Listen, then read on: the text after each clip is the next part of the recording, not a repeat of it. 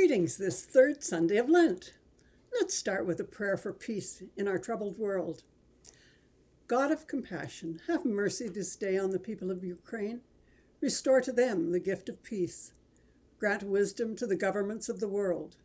Bring good in the midst of evil and suffering. For the sake of Jesus Christ, your Son, who gave his life to bring peace to your world. Amen. Well, Lent is a time when we look inward, but it should also be a time to look outward, to discover how we've come to believe the things we believe, and make sure we've looked at our beliefs from a variety of perspectives. And I'm not just talking about our faith alone, but of all the many aspects of our lives. Faith is a good place to start the exercise. Unfortunately, many people take very extreme positions in the certainty of their beliefs and see any debate or discussion as a challenge. Such questioning they see as both dangerous, disloyal, and heretical. Well, that is a most unchristian stance to take. Far too many of us accept without examination the teachings of our childhood and have not moved on from the simple teachings and stories designed to reach young minds while teaching particular lessons. Lessons of great value, but lacking the sophistication that real study as adults bestows. The story of the babe in the manger is wonderful, all about family and wonder and God's love for us. But there's so much more to it. Persecution, flight, the message spreading, good intentions that place others at risk.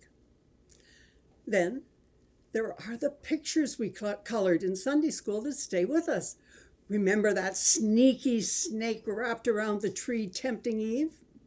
And the pairs of animals climbing the gangplank to the security of the ark, 2 by 2? Wonderful memories of lovely stories. But what more is there to those stories? What lessons that adults can embrace? There is more to know, from the Bible, from history books, and from the papers of theologians. Reading and discussing and keeping an open mind to possibilities and to learning new lessons from old stories is a wonderful gift, if we only have the courage to explore and the willingness to grow. One of the things that seems sorely lacking these days is the willingness to open our minds to others than those who agree with us. And we don't grow when our minds aren't challenged. Faith becomes deeper and richer when we examine it and question it and chase down the challenges that we find. Instead, we end up with fear that questions and challenges raise. Insults follow, and then silence among Christians on even the most fundamental of debatable issues. The historicity of the Bible, 7 days versus science, or transubstantiation, memorializing or cannibalism. And where is the love in any of that? There's one thing I am utterly convinced about. God is not offended by our explorations, our discussions, our doubts and fears, and all else that comes to the fore when we question the possibility that we might be wrong about anything to do with our faith in our God. I do believe that God is delighted by our questions, our interest, our desire to know him better. God certainly is not threatened by our challenges or by our longing to better understand him, his Bible, and all that we have learned. A well-designed Bible study program provides a great forum that encourages you to ask questions, to challenge common understandings, and the pat answers others put forward. But questioning and searching is not just about religion. Sides seem to have been drawn on just about every topic across this great land, and we're unwilling to listen to the concerns of others, whether on COVID inoculations or freedom convoys, the Ukraine and how to respond, race relations, past wrongs, residential schools, the judging of historical figures by 21st century standards, the women's movement, and how much has been changed in our world in our lifetimes. We take a stand and then listen to those who agree with us.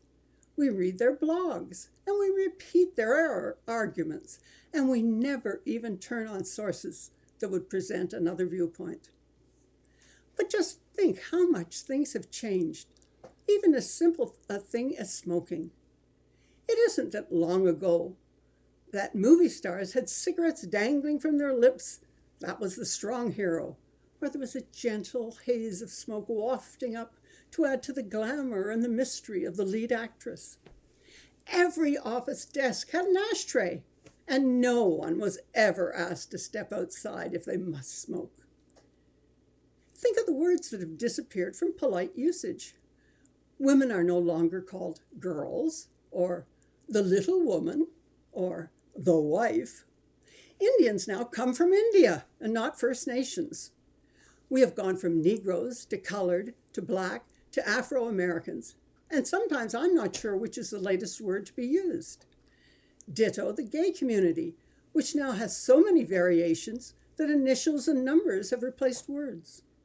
And imagine, McDonald's, the great purveyor of meat burgers, now offers veggie burgers for vegans. Some people adjust to change better than others, and some question the necessity of change.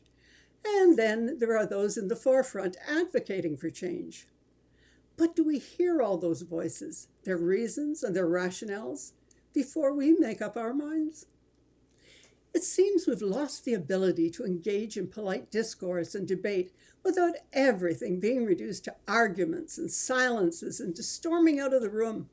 Or, my all-time dislike, the dismissal of your position by the, "oh, whatever," that seems to come so easily to far too many today.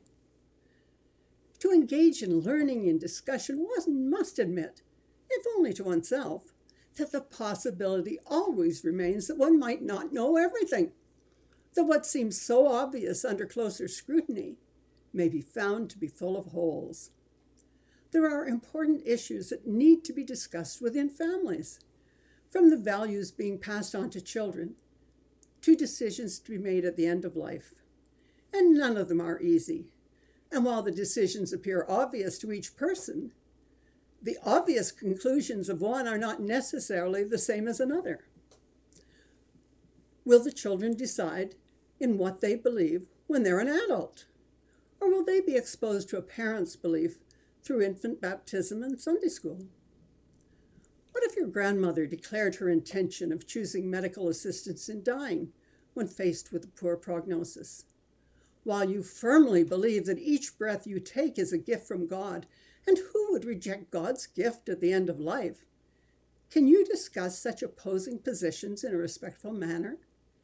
Can you ultimately respect the granny's choice and support her in it, no matter what she ultimately decides? Part of today's culture seems to be that we're so willing to judge others for their positions and their choices that we've forgotten the possibility that they might be right and we might be wrong. It's important not to be intimidated by those who try to drown you out when you don't agree with them. Remember, when people start swearing and yelling to defend their positions, they have lost. And as they slam their fists down on the table to emphasize their point, they have lost their way and have nothing further to add to the discussion. And worst of all is the online bullying and ghosting and slamming, the final assault of an inadequate debater, lacking the facts or an open mind. Their goal? If they can't win the discussion, eliminate the other party from the debate. Make sure the voice of the opponent is erased. Instead of everyone going out for a beer after a great discussion, it's march off to your respective corners and keyboards and rain damnation on the heads of those not wise enough to agree with you. Well, if you haven't debated and discussed lately, try practicing with yourself. Check out other positions online or in the news. Explore other perspectives and see if any are persuasive. Then practice with a friend on a subject that is not that important to either of you. Politics and religion are definitely off limits here. Just try something simple, like the ideal time to plant petunias. What compost versus fertilizer? How often to water? Or whatever it is with which gardeners concern themselves. Discuss and learn, and then, with new ideas, plant a better garden. Once you've mastered the delights of discussion and debate on safe, not mattering too much subjects, you're ready to move on. There are opportunities to explore the questions that do affect your life and your faith with others who are also prepared to explore and learn. I would suggest avoiding academics and universities as freedom of speech has taken its greatest beating there.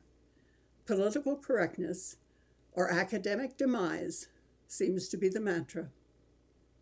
I find it hard to believe the same place that launched women's studies with broad support from so many disciplines has developed into an arena opposed to any support of Israel, the people of Jesus, and will not afford time to those who want a world less dependent on the oil of tyrants because of their commitment to greenness, all without meaningful public debate where all positions are examined and welcome. Debates need to be held in our heads, in our homes, and everywhere else. But we need the courage of our conviction that free speech is necessary to freedom, to faith, and all that we value. Lent is a time for learning. Spend some of it in learning more about your own prejudices and predetermined positions. Discover who and what it is that you rely upon for your opinions. Commit to thinking and discussing and learning and sharing so that you can grow in faith and knowledge and as a worthy citizen of our world. It will be time well spent. And so may it be. Amen. Surely we all want to be better people, and Lent offers us the time to explore what we can do to make that happen. Learning and doing and discovering more about ourselves lets us move in the right direction and improves our understanding of ourselves and others. That exploration is well worth the time.